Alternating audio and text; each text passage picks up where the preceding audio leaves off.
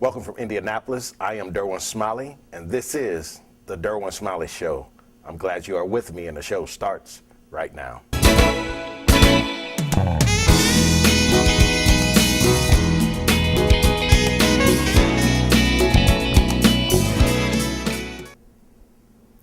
Miss Radka is one of the top personal trainers in the Circle City of Indianapolis. Miss Radka, welcome to the show. Thank you for having me. First, let me begin by thanking you for being a panelist on my health and wellness forum that I had earlier in the year. So I think you came on and gave a plethora of information. I just want to tell you that I really appreciate you taking time out of your busy schedule.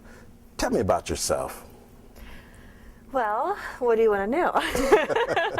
And thank you for having me on the panel. It was definitely a pleasure to be part of that, and I feel honored. But you can probably sense a little bit of an accent coming from me. So I was born and raised in Czech Republic, Europe, and lived there for 21 years. And I'm a daughter of 2 PE teachers.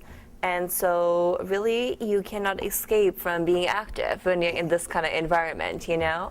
And I was a collegiate level volleyball player back home, and always had a huge passion for fitness.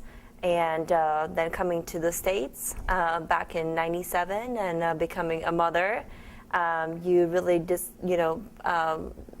get to learn how activity is so essential to our lifestyle and our health and fitness in general. And so I went from riding a bike as a transportation growing up to riding a bike as a sport or as a way to get your fitness in. So yeah. So how did you transition from doing that into becoming a personal trainer? So my background is I've gone to school for English, which has helped me now living in an English-speaking country to communicate. But my father was an English teacher, and so that's kind of the influence was with the language. And being the kid of 2 coaches and very active people, fitness has always been my passion. From conditioning for volleyball to swimming classes to just pretty much anything I've ever been able to get my hands on, I would give it a try, and I loved it. And so as you grow, there is, you are facing a decision to what are you going to do with your life. And there's the part of doing what you love, and then there is the part of doing what helps you to cover the bills, right? So I work my 9-to-5 job, office job, and then always on the side I was a coach and trainer and teacher in heart. And so, that has never left me, and so just passing on the knowledge that I've accumulated to other people and help them, not only guide them through the workout, while they were with me, but, try to implement other lifestyle changes that they were able to grasp on and take away out the door with them and hopefully impact other people in their circles. We have to take a break, but stay with us. Thank you.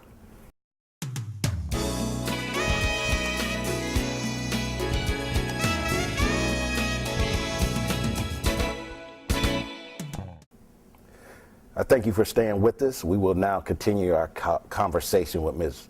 Radka, a professional private trainer here in the wonderful Circle City of Indianapolis. As we went to break, I wanted to pick up something that you said, talking about when you started doing volleyball, when you was age 3. Is there an age that is too young to put your children into sports? Well, I think it really depends on the sport. I actually started skiing when I was at that young age, and then I picked up volleyball when I was about 10 years old. And I think that's pretty common when usually on the elementary level, that's where kids start to explore what is out there, what they like, what they're naturally gifted at, and maybe what their best friend is playing. There's influences all the way around you. But I mean, I would say it depends on the sport. There was going to be, I'm actually working with a group of figure skaters here in the Indianapolis area. And that is one of the sports that you start at a super, super young age. And so, we have kiddos from, 4 or 5-year-olds, that come to the ring early in the morning or, right after school. And that's a sport that you start developing really early. Same with gymnastics or hockey. So, I'm a big fan of kids starting their activities at a young age, but not necessarily over-focusing on what the sport is going to do, just a tumbling or swimming lessons or just, overall, activity and fitness, whatever their parents might be into is great, but I think sometimes we just determine what that one sport is going to be, and, it might be sometimes a little bit too early before the child actually is fully developed for that particular sport, or maybe there should be a plethora of things to try first and just kind of see what's going to stick. Mm-hmm.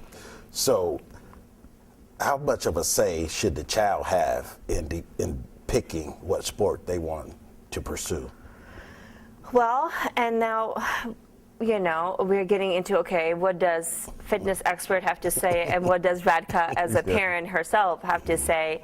And I think that, the truth is somewhere in the middle. I would look at the child's physical ability and, just kind of help them, because you want them to have fun and you want them to succeed. There's going to be always something, that's just in life in general. It's going to be something that you're naturally going to be gifted at and something that's going to be challenging. And that's going to challenge that child within a certain sport as well. But I'm a big believer that, the child should have or should have a say which sport, they're going to play. And I also think that sometimes we overdo it, that we let them pick from too many things to do at the same time, and then it's logistically impossible for the parents, and then the child, it looked good going into it, I get to play this, that, and the other, but then this and the other is going to have games and practices, and it just gets a little bit too hectic. So I would just maybe stick with one, maybe 2 things at a time, give it a try. But, it's kind of like with vegetables. You don't have to like it, but you got to try it. And so if he's going to sign up for a certain sport, we're going to stick with it. And, after a couple of times that, either somebody was mean to you and said something, or, you didn't feel like you were, the best out of the crowd, it doesn't mean that we need to throw the towel in. So just kind of work on the fundamentals of whatever the game or the sport is. And then, if at the end of the season, you want to try something new, by all means, you should. So that's kind of, especially in the early childhood age, I would just kind of suggest to parents that, give them the options. Now I want to pick your brain about some different exercises. Childhood obesity is a big issue in this country. So what are some exercises that the parents can do with their children to help curb that childhood obesity? Okay. Well, I am going to kind of implement this KISS form, and that is just a short for keep it super simple, all right? And so there's going to be few fundamentals or few elements that are going to lead to child being healthy and fit, or to lead to obesity. And before we get into the exercise, I will take a look at us first as parents and what kind of role models are we. And it's not that necessarily everybody has to be at the gym every single day of the week for 2+ hours, or that you need to be a marathon runner, but just good, healthy habits that we take ownership of and we apply them to our daily routine. That is what's going to influence our child, to do the same. It's going to be really hard for your kid, tell your child to eat vegetables if they don't ever see you eat a vegetable, right? Or if you're smoking 2 packs of cigarettes every day and told your child, well, it's really not healthy to smoke, so just kind of walking the walk yourself. So I think just kind of as a family, what kind of habits you have. And then, believe it or not, if you would just draw, a triangle of getting it's a pyramid result, right? So if you divide it into 3 segments, and starting at the top of that small triangle first, that's going to be rest and recovery. So it's really important that we get our rest, we get our downtime, we get a good sleep. And that's just, we cannot get out of it. I know we have, busy schedules and the kids like to study or just stay up and watch movies. And really the hours that you're able to get in prior to midnight are the ones that really matter. And that's going to influence not only your waistline, but how focused you can be at school and so many other things. So definitely very important. Now the middle part is the one that you kind of touch bases on, and we'll go into the exercises that that we should be doing. I would just keep it very simple as far as there's so many exercise tools out there, different equipment, and it's really hard for a parent that it's not an expert to choose what's right, what's wrong, what's just a goofy gimmick, and what is legit. And so especially with young age, you cannot go wrong by just using them, and by them meaning just do exercises that don't really require a whole lot of equipment, and if it's maybe a mat or something to make it more comfortable, and then that's one thing, but by no means should kids be lifting super extra heavy weight and get on these machines, because they're still developing, and you do not want to jeopardize their development by overloading their system. So just the stuff that we've all done in a gym classes, from squats and lunges and jumping jacks and push-ups, and just think form first. Now with the internet, you can always look up things like how to do things correctly. And as a parent, just kind of keep an eye on them and watch them and guide them through the right form, or seek experts' advice. But then the kid can take an ownership and just kind of follow a simple routine. But I would just say high intensity interval training is always great, which everybody has a timer at home, if it's a fancy one on your watch, or just kind of using a cooking timer for your hard-boiled eggs is perfectly fine. And just set the timer on and pick, I don't know, from 5 to 6 different exercises, right? And then you set your timer for, let's say, anywhere from 30 seconds to a minute, and you're going to do that exercise for that time, and then you have very short recovery. Very short, I mean anywhere from 5 to 15 seconds, no more than that, and then you move on to the next one. So for example, I'm going to be doing push-ups for a minute, and then I'm going to be doing jumping jacks, and then I might be doing squats or walking lunges, and then just repeat that circle 2, 3, maybe 4 times, depending on what level of fitness you're at or how much time you have on your hands. But you can create a very effective, very economical, and very safe way for your child to exercise, if it's in the comfort of your own home or a backyard or a park, or bringing them to a fitness environment. We have to take a break, but when we come back, Ms. Radka will have her client here to do a professional workout with her. So once again, stay with us.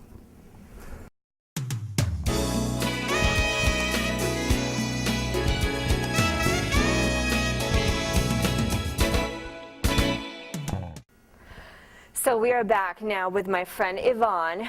Yvonne, thank you for joining us today. Pleasure to have you. And what we're going to do, we're going to, instead of talk about what we can do to get in a better shape and have more of a toner bodies and be healthier, we're just going to show you, because we can talk about it all day long, but unless we get off the couches and do it, what does it matter, right? So Yvonne is going to be performing the exercises. I'm just going to talk her through it a little bit. So what's very important before we start exercise is we want to warm up. And so we're just going to start with a little bit of 2 or 3 minutes of warm up, and you can choose anything that you can do. If you can go for a little quick run to warm up, or if you're just marching on in place, or if it's jumping jacks, or whatever you please, just to kind of get your heart rate up before the workout starts. So if you were talking about riding a bicycle, so kind of like when you first leave the garage and the first mile when you're getting your legs warmed up, that's kind of the part of the workout that we're going to go through. So Yvonne, why don't you give us a little bit of a marching here on the spot? Everybody can do that. So by moving those arms, by as much as or little as you incorporate the upper body, that's how quicker your heart rate is going to come up. And then we can maybe come into a jog. Yvonne's going to perform some ideas here that you guys can all do.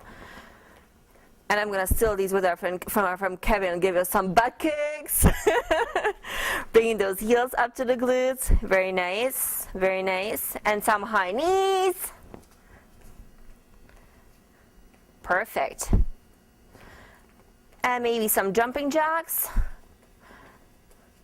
Perfect. And so, if you feel like your heart rate is coming up, too quickly, instead of moving your arms above your heart, just bring your hands to your hips and just keep doing your jumping jacks there too. So that's another modification that we can do. And maybe if you're trying to stay away from any kind of impact, maybe just kind of some little heel touches out to the side would be perfect. Perfect. Great. And you can kind of go back and forth, maybe some jump rope, pretend. If you can jump rope, great. If you can't, you can pretend, right? So these are some, just a handful of ideas for you.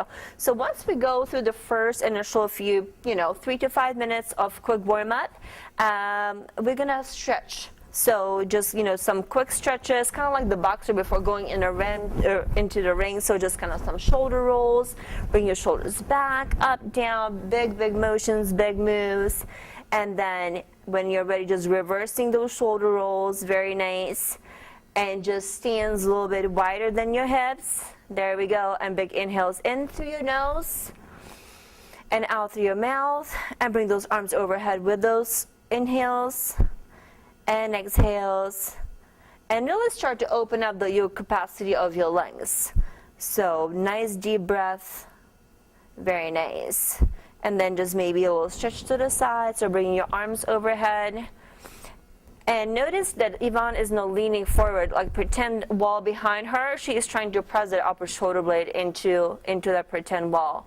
And with inhale coming back up, and you always want to do it to the other side too, so don't forget to switch sides. Perfect, great job. And just sliding that opposite palm down towards the knee. Very nice, very nice. And just give me that low catcher's position. Pressing those elbows into your knees, and it's okay if you can go all the way down to the floor, all right? Yvonne does fitness just about every day, and she keeps working on her flexibility, but sometimes we have to work on it a little bit. So as low as you can get, maybe just pressing those palms into your knees is okay too. Perfect. And just whenever you're ready, Yvonne, just go ahead and come on up, roll up like a rag doll. Perfect. Are you ready for this?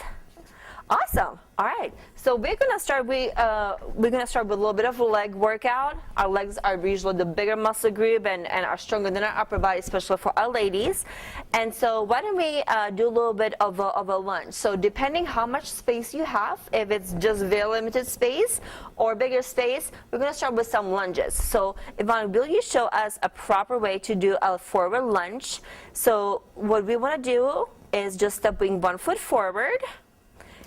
And then what we want to look for is that her knee stays where it's at right here. So if her toe was up against the wall, she doesn't want to press the knee through that wall. And so what she's going to do is bring her shoulder over that hip, so keeping nice and tall, and just coming down, arms by your side or overhead. There you go, and just pressing up.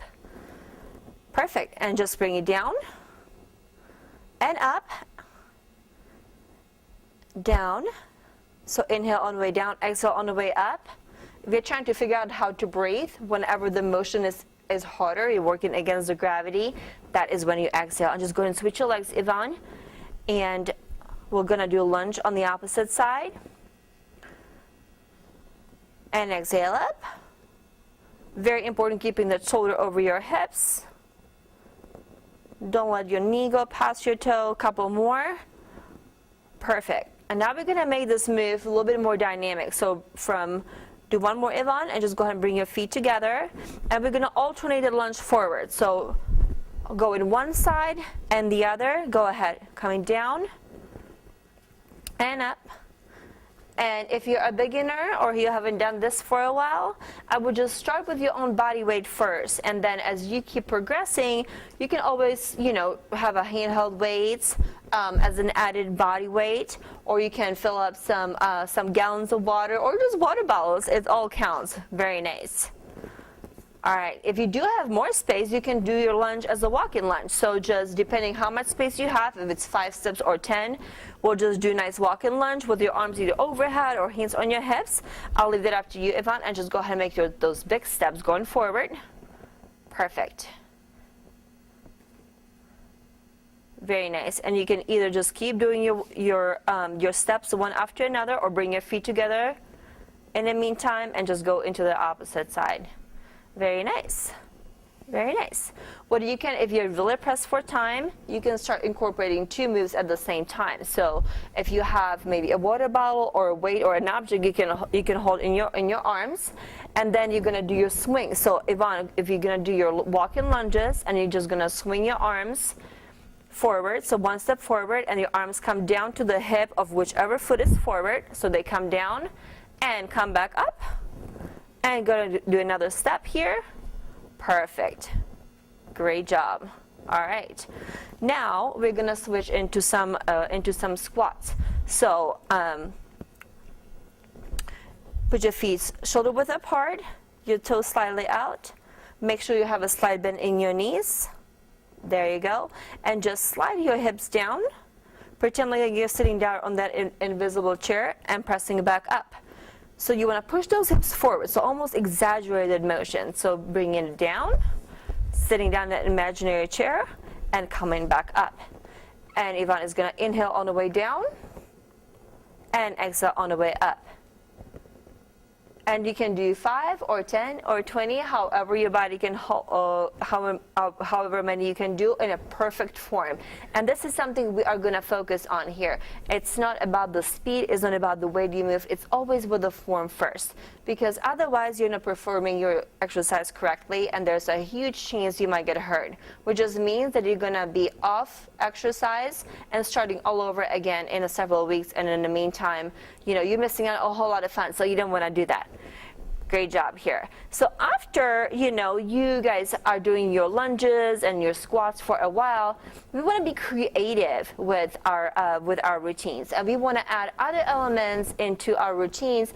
But there's no need to get into expensive gym equipment. Just be savvy with what we already have naturally in our environment. So if it's your office or your home, we're gonna, for instance, use these chairs. So Yvonne is gonna do a lunge here. So she's gonna use the front chair as just a balance and support, and she's going to elevate one of her feet on the chair that's behind her.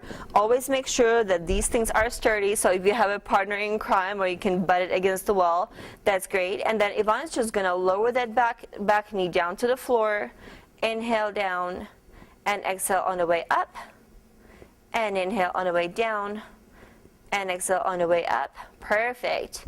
And then again, make sure that you switch to the opposite side. So just for time purposes, Yvonne is going to do those as soon as we break. But we can utilize. We're going to move a little bit into a little bit of an upper body routine. So Yvonne's going to have a seat on the chair. I'm going to be her support here, and we're going to work on, us ladies, we don't want to have the extra wave here, and want to work on our tricep. And so this is a very easy exercise that we can do. Is going to be your tricep dip. And so using a chair or your office table, you're just going to slide those hips off of the chair, and depending how much you walk your feet away, that's how hard it's going to be. That's how challenging it's going to be. So if you're a beginner, then you just keep a nice bend in your knees. Yvonne, will you walk your feet a little bit closer? Make it the easy way. There you go. And just keep your elbows slightly bent. They're facing the imaginary wall behind you. And you just slide your bottom down and come on back up. And you want to keep your hips close to the object or to the chair or table that you are using. And exhaling on the way up, you want to keep nice distance between your shoulders and your ears. You don't want to be like a turtle without a neck. So always keep the distance there.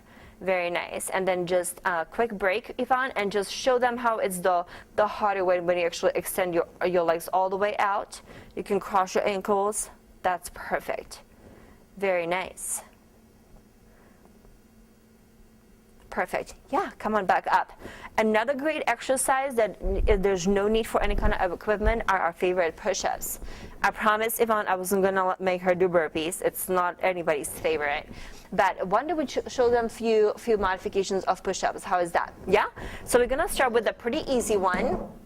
We're going to start with, and you can use mat or a towel, whatever you want for your knees, if that's where you're starting at. And so we're just gonna start with nice and easy push-up on your knees. So when you start, I like to kind of keep my my palms a little bit wider than my shoulders. And you want to keep your hips down. So do it the wrong way for a quick second. Sticking your booty up is not going to be a good idea. So you want to keep a nice long line from her knees up to her shoulders. And Yvonne's just going to start bending in her elbows, bringing her chest down to the ground. And with the exhale, coming back up. And the wider you have your palms out, it's actually going to be easier because you have a wider base. So the more you start bringing your palms in, Yvonne are going to show them your tricep push-ups or your nerve push-ups. This is making it more difficult. And once you master your push-ups on your knees, all you got to do is just turn your toes under, lift those knees off of the floor, still remaining the nice long lean line from the crown of her head down to her heels, and just again bringing those hips, not hips, your chest down to the ground with inhale, and with exhale bringing it back up. Very nice. And one more time. And exhale up. Perfect. Just come down to your knees and your palms. And we're coming kind of to that end. It's just a very compressed idea about your workout, but it's very important to stretch and cool down at the end. So always reserve the time for that. So why don't we go ahead and start since you're already in the tabletop position. So we're going to have you start there. And this is just bringing your hips back to the child's pose. Just a very nice way to stretch everything back out. And then we're going to come back into her tabletop. So bringing your shoulders over your palms. And just go ahead and step, drag, whatever kind of way you can get your foot up between your palms. So go ahead and just bring your right foot up. And again, we're looking for the knee to go past your toes. So give it a nice big wide stand. So just going to move your foot up a little bit more. There you go. Very nice, Yvonne. And just let those hips sink. Open up those hip flexors.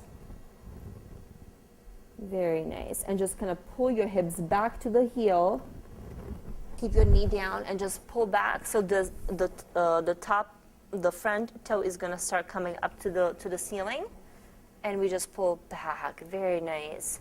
Make sure you're breathing, not just through the workout, but mainly through your stretching as well. Big inhales in through your nose, exhale through your mouth. Perfect. And when you're ready, just come back to your starting position.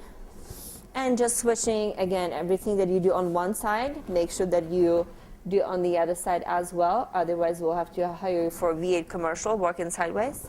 Just kidding. Perfect. Very nice. And just go ahead and come all the way up. Feet together.